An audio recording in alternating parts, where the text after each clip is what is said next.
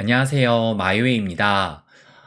오늘은 이 미국의 패권에 대해서 한번 말씀드리려고 합니다. 아시는 것처럼 지금도 이 미국하고 중국은 이 패권 전쟁을 벌이고 있습니다. 그러면서 이 미국의 패권을 말할 때 당연하게 이 또 딸려오는 얘기 중에 하나가 바로 이 달러 패권이에요.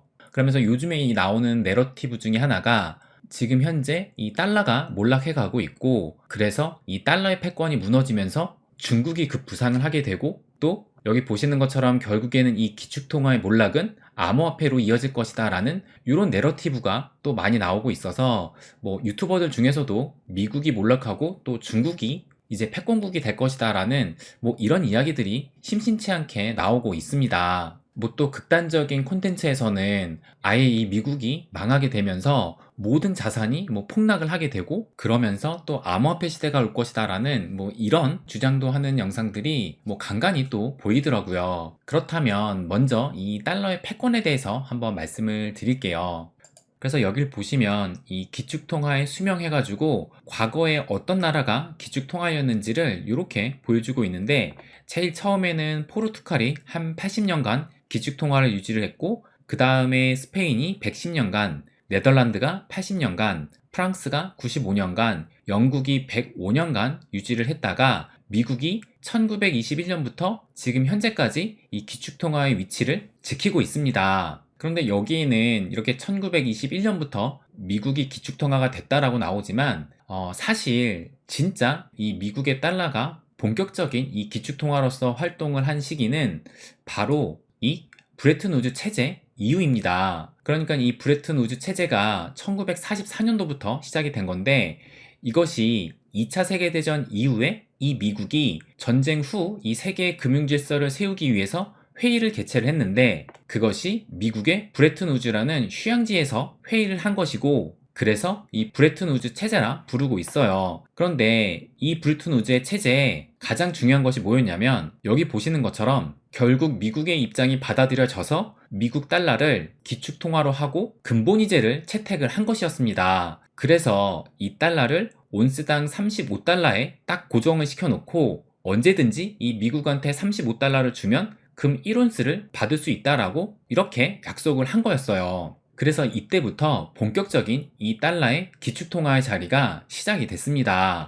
그런데 이것을 깨트린 사람이 바로 이 닉슨 대통령이었어요. 왜 이 금태환 제도를 깨트렸냐 보시면, 이 미국이 이 1960년대 베트남전에 참전을 했는데, 이때 전쟁이 이 예상 밖의 고전을 하게 되니까 돈이 계속 필요했고, 이 미국은 여기 보시는 것처럼 금보다 더 많은 달러를 찍어내게 되는 거예요. 그러다가 결국엔 이 세계 각국들이 현재 지금 이 미국이 가지고 있는 금보다 더 많은 달러를 찍어내고 있는 것이 아니냐 하는 그런 의심을 받게 되니까, 결국에는 이 국가 부도를 막기 위해 이 닉슨 대통령이 1971년도 8월 15일에 더 이상 이 달러로 금을 교환해주지 않겠다라고 하면서 이 금태환을 정지하게 됩니다. 그래서 이때부터 이 달러는 무한정 발행할 수 있는 계기가 되었고, 그렇기 때문에 이 닉슨 쇼크가 이 달러의 몰락이라는 말이 나오게 된 시발점이라고 볼 수 있을 것 같아요. 그래서 우리가 요즘에 관심 있게 보는 이 달러 지수도 보시는 것처럼 이 1971년도부터 고시를 하고 있어요. 이 1971년도가 좀 전에 보신 것처럼 바로 이 닉슨 대통령이 이 금태환을 정지한 그 해입니다. 그래서 이렇게 금태환이 정지된 이후에 이 달러 지수가 본격적으로 고시를 하게 됐고, 그렇다면 이 달러가 기축통화의 자리를 위협받을 수 있었을 텐데, 그럼에도 이 달러의 패권을 유지할 수 있었던 것이 바로 이 페트로달러, 이 오일머니가 있었기 때문입니다. 그래서 이 페트로달러가 이 미국의 달러가 계속 이 기축통화를 유지할 수 있게끔 아주 중요한 역할을 한 것인데, 이 페트로달러가 뭐냐면 1974년도에 사우디하고 계약을 했는데, 사우디한테 군사적 지원을 해줄 테니 모든 이 원유 결제를 할 때는 반드시 달러를 사용해야 한다라고 약속을 한 거예요. 그렇다면 이 얘기는 뭐냐면, 석유를 안 쓰는 나라는 없잖아요. 거의 모든 나라가 석유를 쓰는데, 그렇다면 이 석유를 결제하기 위해선 반드시 달러를 들고 있어야만 하는 거예요. 그렇기 때문에 더 이상 이 달러로 금을 교환해주지 않더라도 이 석유 때문에 달러를 가지고 있을 수밖에 없었던 겁니다.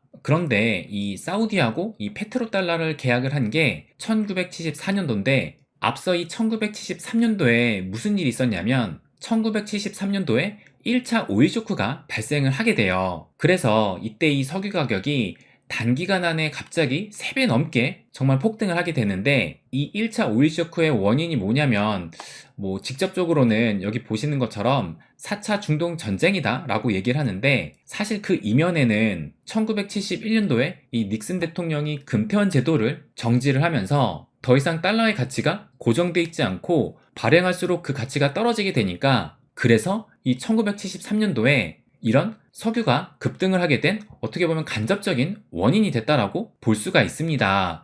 그래서 이 달러 지수를 다시 한번 보시게 되면 이 1971년도에 금태환 제도를 정지한 이후 보시는 것처럼 1차 이 오일 쇼크가 난 1973년도까지 이렇게 이 달러 지수가 하락을 했다는 것을 알 수가 있습니다. 그러니까 이 달러 가치의 하락이 어떻게 보면 이 오일 쇼크가 발생할 그 밑바닥을 깔아준 겁니다. 그렇기 때문에 이 오일 쇼크가 그 전에는 여태까지 그런 일이 없다가 73년도에, 그것도 이 71년도에 금태환 정지를 한 이후에 이렇게 발생을 한 것일 거예요. 그런데 그 이후로 이 달러 지수가 어땠는지 보시게 되면, 그렇다고 해가지고 정말 이 달러의 가치가 계속 떨어지면서 몰락한 것이 아니라 이 달러의 가치는 계속 이렇게 오르내리면서 이 닉슨 쇼크 이후 50년이 지난 지금에도 이 달러는 몰락하지 않고 그 패권을 유지하고 있습니다. 이렇게 이 달러가 이 기축통화로서 그 힘을 유지하고 있는 이유로는 바로 이 미국이라는 초강대국이 있기 때문이에요. 그렇기 때문에 이 달러를 아무리 지금 찍어내도 오히려 위기 때는 안전자산으로 취급을 받으면서 지금 이 위기인 상황에서도 이렇게 달러의 가치는 올라가고 있다는 것을 알 수가 있어요. 그렇다면 이런 강한 이 미국의 힘이 어디서 나올까 생각을 한번 해보면, 여러분도 아시는 것처럼 현재 이 미국은 군사력뿐만 아니라 경제, 문화, 영향력, 이런 모든 것들이 그 어떤 나라보다도 강하다는 것을 잘 아실 겁니다. 그리고 또 미국이 강하다는 것 중에 하나가 바로 이 기업의 힘에 있다라고 저는 생각을 해요. 제가 얼마 전에 이 트윗을 한번 보여드렸는데, 이걸 다시 한번 보여드리면, 보시면 2009년만 해도 이 세계 시가총액에서 상위권에 있는 기업을 보면, 보시는 것처럼 1위는 미국이다 하더라도 2위가 페트로차이나였고, 또 3위는 중국의 공상은행, 그리고 5위가 차이나 모바일, 또 6위가 중국의 건설은행 해가지고 2009년도만 해도 이렇게 중국의 기업이 상당히 강했다는 것을 알 수가 있고, 그리고 이때 이후로 이 중국의 패권이 점점 강해지면서 패권이 바뀔 것이다, 달러가 몰락을 할 것이다, 미국도 몰락을 할 것이다, 이런 말들이 본격적으로 나온 시점이 바로 이때 이후입니다. 그런데 지금 현재 시점을 다시 보게 되면 여러분도 잘 아시겠지만 이게 2021년 그때의 순위인데, 보시는 것처럼 여기에는 지금 이 중국 기업이 단 하나도 없어요. TSMC 같은 경우는 대만이니까 중국으로 볼 수는 없고, 그렇다면 2021년이 아닌 현재 시점을 다시 본다 하더라도 보시는 것처럼 1위부터 10위까지는 이 사우디를 제외하고는 전부 다 이 미국으로 채워져 있고, 중국 같은 경우는 보시는 것처럼 18위에 이 텐센트가 차지를 하고 있어요. 그래서 제가 이 1위부터 100위까지의 기업을 나라별로 이 리스트를 뽑아봤는데, 보시는 것처럼 국가별 시총 100위권 기업 수 해가지고 미국이 이 상위 100개의 기업 중에 무려 62개나 가지고 있고, 중국은 12개밖에 안 됩니다. 그리고 영국이 5개, 프랑스가 5개, 스위스 3개, 네덜란드 2개, 독일도 하나, 일본도 하나, 우리나라도 하나, 이렇게 해서 총 100개 중에 압도적으로 미국이 절반도 넘는 이 기업을 보유하고 있다는 것을 알 수가 있습니다. 그만큼 이 미국의 영향력과 그 힘이 막강하다라는 거예요. 그렇다면 지금 현재 경제, 군사력, 문화, 이런 기업의 힘, 이런 것으로 볼 때 모든 것이 지금 이 미국이 강한 편인데, 그럼 어떻게 하면 이 미국이 몰락을 하고 패권이 바뀔까? 그것을 생각해 본다면 패권이 바뀔 유일한 방법은 바로 전쟁밖에 없습니다. 제가 아까 보여드린 이 기축통화의 수명을 다시 한번 보면, 이 미국이 패권을 시작했다라고 보는 이 1921년도가 이때가 언제 이후냐면 이 1차 세계대전 이후에 바뀐 거예요. 이 1차 세계대전 때 이 미국이 처음부터 이 전쟁에 참여하진 않았어요. 대신에 이 영국과 프랑스한테 막대한 이 전쟁 자금을 지원을 했는데, 근데 형세가 계속 늘어지고 또 불리해 보이기도 하니까 나중에서야 이 미국이 참전을 하게 됐고, 그러면서 이 전쟁 이후로 막대한 부를 미국이 쌓게 됩니다. 그러면서 달러가 처음으로 이 기축통화로 올라서게 됐고, 그리고 본격적으로 이 달러의 힘이 강해진 것이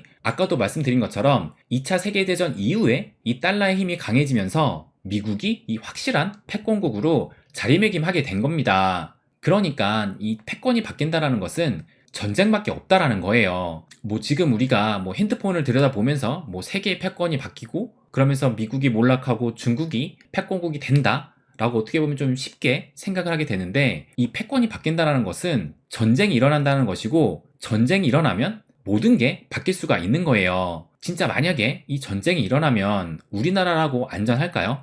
우리나라는 우리가 원해서가 아니라 어떻게 보면 뭐 미국이나 이 중국에 의해서 가장 먼저 이 전쟁에 뛰어들게 될 나라 중에 하나일지도 몰라요. 왜냐하면 진짜 이 전쟁이 난다면 미국 대 중국, 또 거기에 러시아까지 합세해서 이렇게 정말 세계 3차 대전이 일어날 수도 있는데, 당연히 이 중국은 북한을 조종하든 해가지고 이 전쟁을 키울 겁니다. 그렇다면 우리는 전쟁에 참가하기 싫어도 어쩔 수 없이 참가할 수밖에 없는 거예요. 그래서 진짜 이 미국이 패전국이 되고, 그래서 달러가 망하고, 여기 보시는 것처럼 기축통화가 몰락이 돼서 암호화폐가 그때 이렇게 답이 되면서 그 시대가 오는 것이 현실화될 수도 있어요.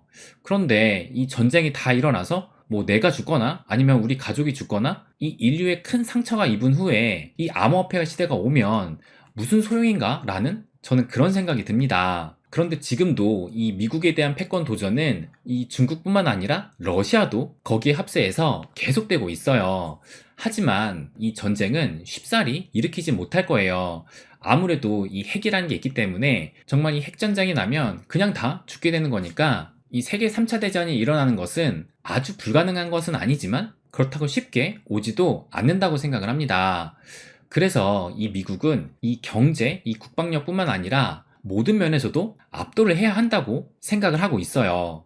특히 앞으로 이 4차 산업혁명 시기와 또 메타버스 시대에서는 이 첨단 기기를 다루는 이 기술력에서 뒤처지는 것이 패권을 잃는 것이다 라고 생각을 하고 있습니다. 그래서 요즘에 여러분들이 이 신문을 보시게 되면 심심치 않게 보게 되는 것이 바로 이런 건데, 보시면 삼성과 SK가 중국에서 첨단 반도체를 못 만든다라고 해가지고 며칠 전에 이런 기사가 나왔습니다. 그럼 중국에서 이 우리나라 기업들이 왜 첨단 반도체를 못 만드냐? 그 이유가 뭐냐면, 보시는 것처럼 이 미국 같은 경우가 대중국 수출 통제해가지고 첨단 반도체는 중국에서 만들지 말고 구형 반도체만 중국에서 만들어라 하면서, 그럼 이 첨단 반도체는 어디서 만드냐? 이 미국에서 이 반도체 지원법을 통해서 뭐 보조금도 주고 뭐 세금 혜택도 줄 테니까 미국에서 만들어라 하면서 이런 첨단 산업의 기술력까지 미국으로 집중을 시키고 있는 겁니다. 그래서 여기 기사를 보시면 이 기사의 마지막에 뭐라고 하냐면, 이 러먼도 장관이 이 미국의 상무부 장관인데, 모든 최첨단 반도체 기업이 R&D와 대량 생산을 진행하는 세계 유일한 국가가 미국이 되길 바란다라고 이렇게 말을 했습니다. 이 얘기는 미국은 절대 패권을 놓지 않겠다라는 말입니다. 그래서 또 최근에 계속 보이는 그런 기사 중에 하나가, 보시는 것처럼 이 전기차에도 IRA 특별법 해가지고 미국 현지에서 전기차를 양산을 해야지만 뭐 보조금도 주고 세제 혜택도 주면서 이것을 못 받으면 경쟁이 안 돼서 어떻게 보면 이 기업이 죽을 수도 있게 만드는 거예요. 그래서 죽기 싫으면 미국에 와서 이런 첨단 기술들을 만들어라 라고 지금 하고 있는 겁니다. 그래서 또 이 기사를 보면 이 공급망들이 탈중국 러시가 이루어지고 있다고 하면서 뭐 IT 중소는 인도로, 전기차 부품사는 미국으로 라고 이런 기사가 나오고 있는 거예요. 그리고 이 미국과 패권 전쟁에 있어서 가장 강력한 상대가 바로 이 중국인데, 보시면 이게 2016년 기준으로 볼 때 글로벌 외환거래에서 각국 통화 비중을 보면 미국 달러가 보시면은 75%, 뭐 거의 80% 정도로 가장 큰 비중을 차지하고 있고, 그 다음에 유로, 일본의 엔화, 영국의 파운드와 그리고 이 중국의 위안화는 거의 한 8위권에 위치하고 있다는 것을 알 수가 있어요. 근데 이게 2016년이니까 최근에 자료를 이렇게 보면 이게 2022년 11월 1일이니까 불과 몇 달 전의 기사인데, 보시면 킹달러 전 세계 외환거래 압도적 1위 중국 위안화는 해가지고 기사가 나왔는데, 보시면 지금 이 미국 달러와 거래 비중이 2016년만 해도 80% 정도였는데 지금은 오히려 더 늘어서 90%에 육박을 했고, 이 달러와 거래 비중이 갈수록 확대가 되면서 달러의 기축통화 지위가 더욱 굳건해지고 있다라고 얘기를 합니다. 그러면서 이 중국 위안화는 그래도 호주 달러를 제치고 현재 5위까지는 올라왔다라고 이야기를 하고 있어요. 그러니까 지금 이 달러가 몰락을 하면서 미국이 망하게 되고 거기서 중국이 부상을 하면서 또 암호화폐 시대가 도래가 될 것이다 라는 뭐 그런 내러티브가 어떻게 보면 이 코인 시장에서 좀 더 유난히 좀 눈에 띄이는데, 저는 그렇기에는 아직까지도 이 미국과 이 달러의 힘이 여전히 강하다고 생각을 합니다. 그런데 문제는 이 미국이 계속 이 달러를 찍어내고 있다는 거예요. 이것은 당연히 큰 문제인데, 그런데 이제 이 크립토 시대가 오게 되면 화폐는 달라질 수밖에 없습니다. 그렇다면 단순히 이 달러 패권이 무너지고 또 미국이 무너져서 크립토 시대가 오는 것이 아니라, 미국이 패권을 유지하기 위해 이 크립토를 사용을 하고 그리고 크립토 시대로 만들 수 있다라고 저는 이렇게 생각을 하고 있습니다. 그러니까 이 패권이 바뀐다라는 것이 이 미국이 가만히 앉아서 아 그래 내 패권 너희한테 줄게 뭐 이런 게 아니라 정말 죽기 살기로 이 패권을 지키려고 노력을 할 것이고, 그것은 전쟁을 의미할 것입니다. 그래서 저는 이 패권이 바뀐다는 말을 그렇게 쉽게 얘기할 것이 안 된다라고 생각을 해요. 그렇다고 제가 이 미국이 앞으로도 이 천년만년 영원할 것이다 라고 말씀드리는 게 아닙니다. 당연히 이 패권은 언젠가는 바뀔 것이고 미국이 지금의 왕자에서 언젠가는 다시 내려오게 될 거예요. 단지 그것이 지금 당장 뭐 크립토 시대가 오면서 당장 일어날 가능성보다는 먼 훗날에 일어날 가능성이 더 높지 않을까라고 생각을 하는 겁니다. 그리고 이 달러는 앞으로도 계속 발행될 것이기 때문에 이 달러의 몰락이라는 내러티브는 앞으로도 유효하고 계속될 것이라고 봅니다. 그래서 이 비트코인과 암호화폐로 자금이 몰릴 것이라고 보는 거예요. 그래서 얘기하다 보니까 또 많이 길어졌는데, 제 개인적인 생각으로는 이 미국의 패권이 유지가 되면서 이 미국이 그 패권을 유지하는 수단 중에 하나가 바로 크립토가 될 것이다 라고 생각을 하고, 그러면서 이 암호화폐 시장이 커지고 돈이 몰릴 것이다 라고 생각을 합니다. 네, 그럼 오늘은 여기까지 하겠습니다. 항상 제 이야기 끝까지 들어주셔서 감사드립니다. 부자가 되는 길, 마이웨이.